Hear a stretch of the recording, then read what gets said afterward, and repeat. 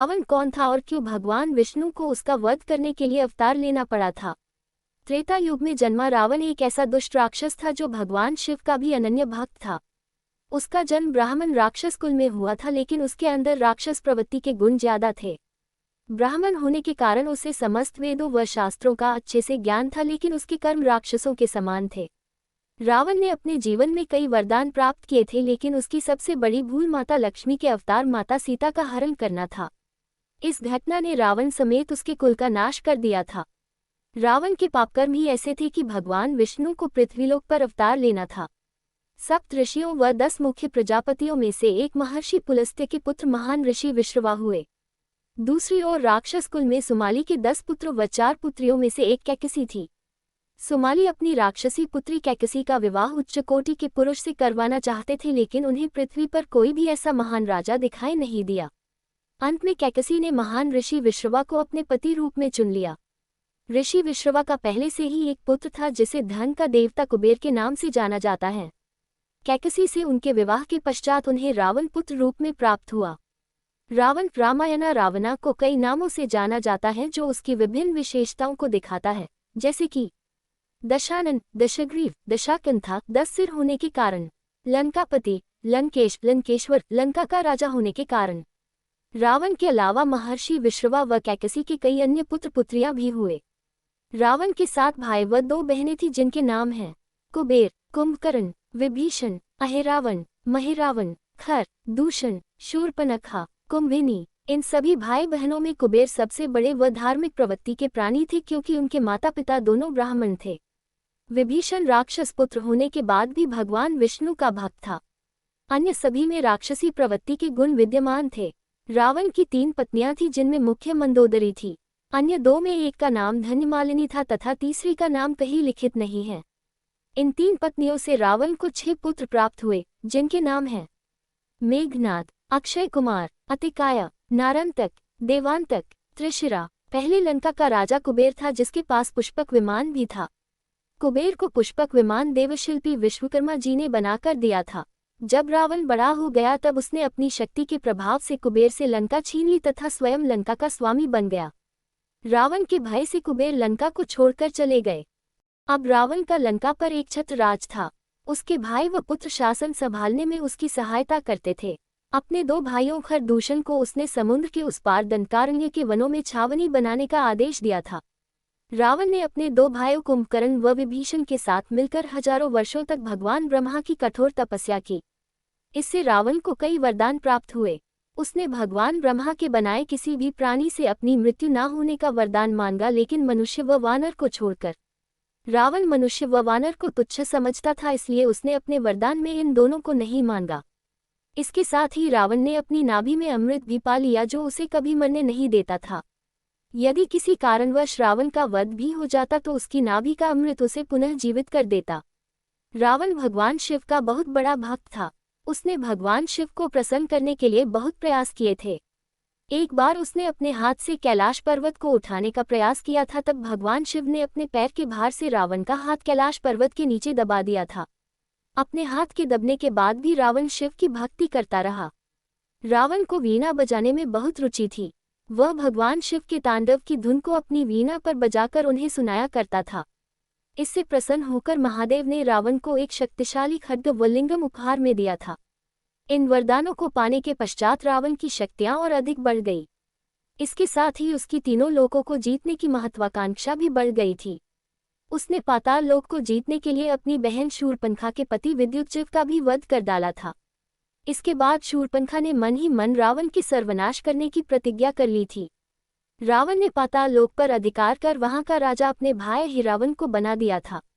पृथ्वीलोक के कई राजाओं को भी उसने परास्त कर दिया था। उसके पुत्र मेघनाद ने देवराज इंद्र को परास्त कर बंदी बना लिया था तथा उसका वध करने वाला था।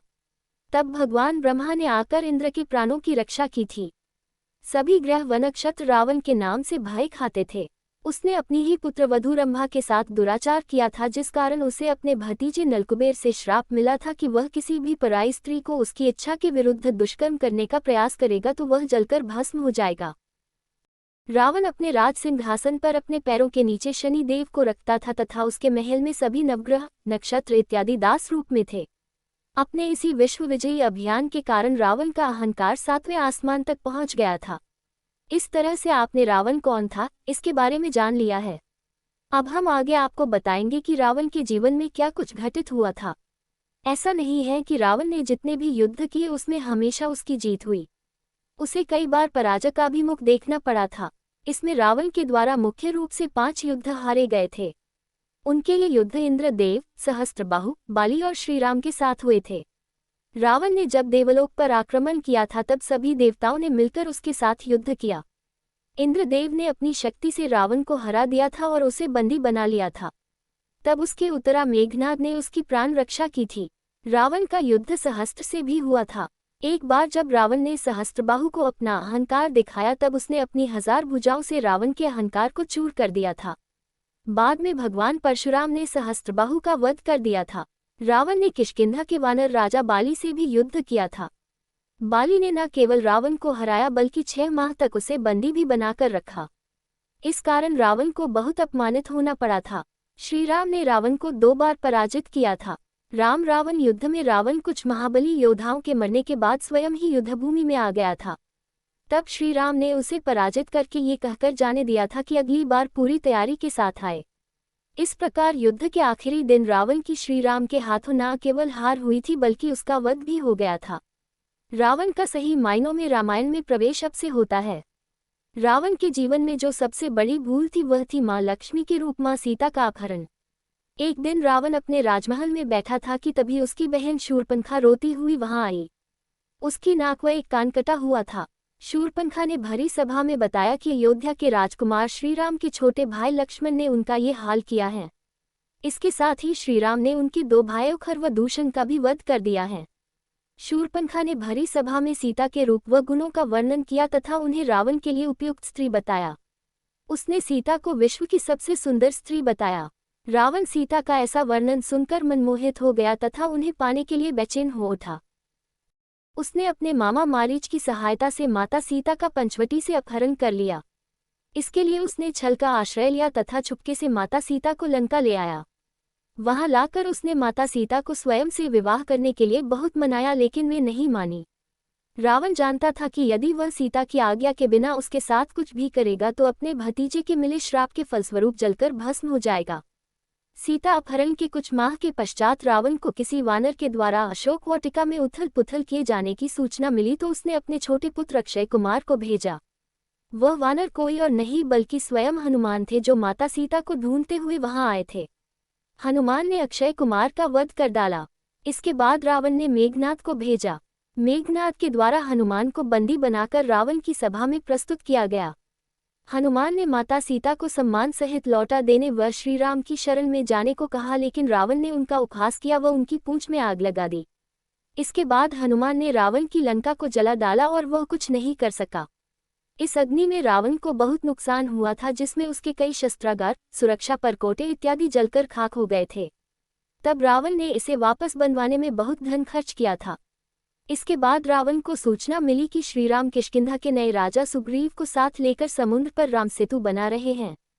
रावण के दरबार में सभी उसकी चापलूसी करते थे लेकिन उसका भाई विभीषण उसे सही बात कहता था। जब विभीषण ने उसे श्रीराम की शरण में जाने को कहा तो रावण अत्यंत क्रोधित हो गया। इसी क्रोध में उसने विभीषण को देश निकाला दे दिया। इसके बाद विभीषण समुद्र पार करके श्रीराम की शरण में चले गए। ये रावण की दूसरी सबसे बड़ी भूल थी। रावण पूरी तरह से आश्वस्त था कि उसे व उसकी सेना को कोई नहीं हरा सकता। उसे कई गणमान्य लोगों जैसे कि उसकी पत्नी मंदोदरी, नाना माल्यवान, माता कैकसी, भाई कुंभकर्ण तथा अन्य कई लोगों ने माता सीता को लौटा देने व श्रीराम की शरण में जाने को कहा लेकिन उसने किसी की नहीं सुनी। आइए जानते हैं श्रीराम के साथ युद्ध में मुख्य रूप से क्या कुछ घटित हुआ था। अंत में श्रीराम की सेना लंका तक पहुंच गई तथा अंगद के द्वारा रावण को शांति संदेश भेजा गया जिसे रावण ने निर्लजता के साथ ठुकरा दिया। इसके बाद दोनों सेनाओं के बीच भीषण युद्ध शुरू हो गया। रावण ने एक एक करके अपने कई योद्धाओं, पुत्रों व भाइयों को खो दिया। उसे पहली बार सबसे गहरा आघात तब पहुंचा था जब वह स्वयं पहली बार युद्धभूमि में गया तथा श्रीराम के हाथों पराजित होकर लौटा।